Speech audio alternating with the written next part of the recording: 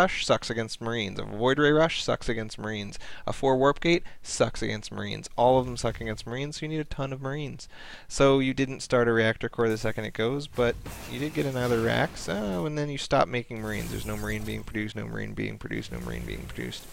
Now you're finally starting a Reactor Core, so now it's 7 minutes before you even really start Marine production, and that just means you're going to lose. All of the attacks hit around 6.5 to 7.5 minutes, and so you need 12 minutes by the time they come. That means you need to start producing Marines really, really early, and you started producing Marines really, really late. So that explains the loss. That all by itself explains the loss. Another thing I would like to say: never do this. 5 production facilities. You spent 750 plus another 100, another 100. It's like a huge amount of money. Look at your tech spending, $1,800 on these buildings.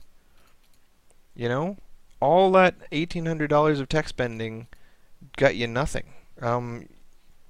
And you're not even max saturation on one base yet.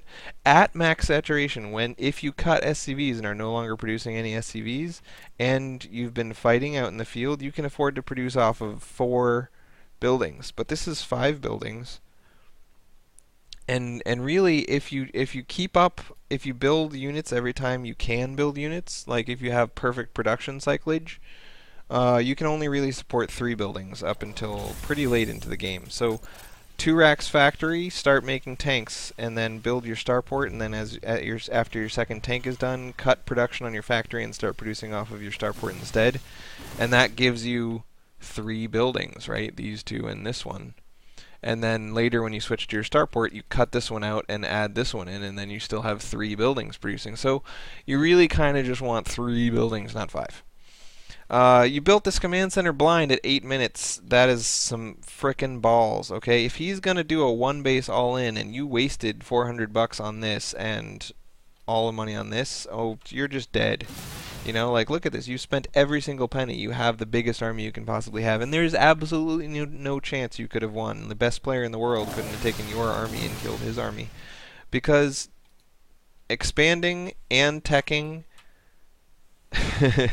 both together, that just, it's a ton of money that you're not spending on your army. So your army is literally half the size of his army. 13 versus 26. It's half the size. 1/2.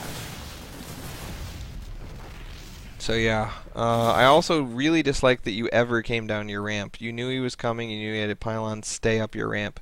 You're acting as if you feel like your army is just as strong as his, and there's no way you can tech and expand and be as strong as a push. He wouldn't be attacking you unless he was 1-basing. And so the fact that he's attacking means he's 1-basing, and he doesn't have to spend money on tech because Protoss is just like that. They don't have to spend $1 bajillion on getting a factory and a starport. They just throw down their Stargate and start pumping from it, you know? So, yeah, you should have known by the fact that he was attacking and that you had built this and this and this that you have a smaller army. Like, it's by definition, you have a smaller army. And so when you have a smaller army, you cower in fear. You hide behind this and you pull 5 SCVs and you put them here on auto repair. So, yeah, dude.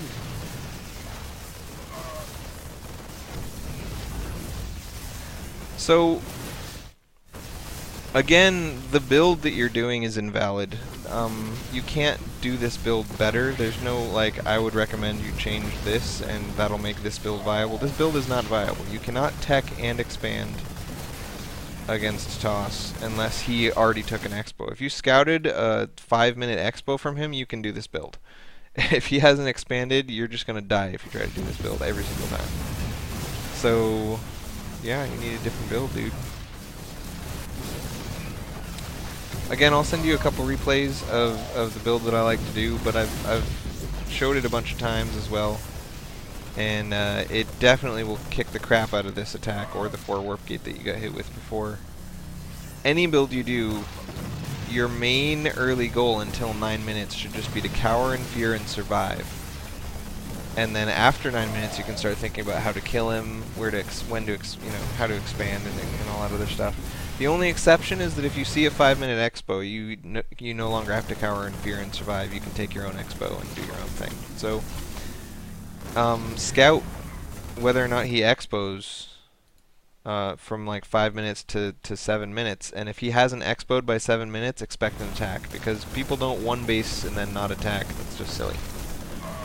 So if he does, and if at any point you see the expo, expand yourself. If you see a late expo, if he expos at like 8 minutes and he still hasn't attacked you, then you can actually go kill him, because you just spent $400 on a Nexus and it's past the threshold of oh my god I have to cower in fear. Because once you get Medivacs, you no longer have to cower in fear. Medivacs save the day. Anyway, that is all I have to say. And obviously, if you have questions, let me know in email. And I will answer them the best I can, and I will send you some examples of what I think you should do instead of this.